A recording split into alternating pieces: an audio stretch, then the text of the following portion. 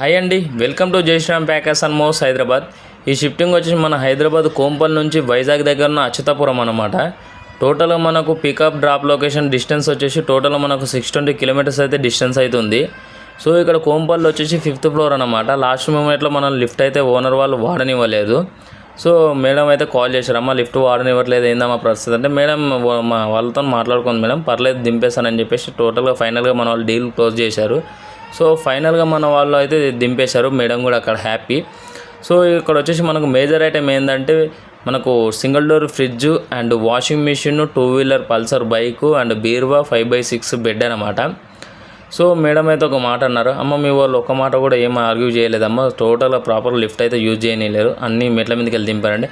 Madam మనం argue చేస్తే ఏముండదు మేడం, వచ్చామా వర్క్ చేసుకున్నామా వెళ్ళామా అని ఉంటుంది. సో మన వాళ్ళు 2 వీలర్ ప్యాకింగ్ అనమాట. 2 వీలర్ ప్యాకింగ్ కాబట్టి ఇలా ఫోమ్ షీట్ ప్యాకింగ్ అయితే సరిపోతుంది, ఎందుకంటే మనకు డైరెక్ట్ వెహికల్ కదా. సో మేడం గారు ఒక మాట అయితే అన్నాడు, అమ్మ డెలివరీ అవుతుంది మేడం, మనకు 24 అవర్స్లో డెలివరీ అయితే అవుతుందని చెప్పేసి అన్నారు.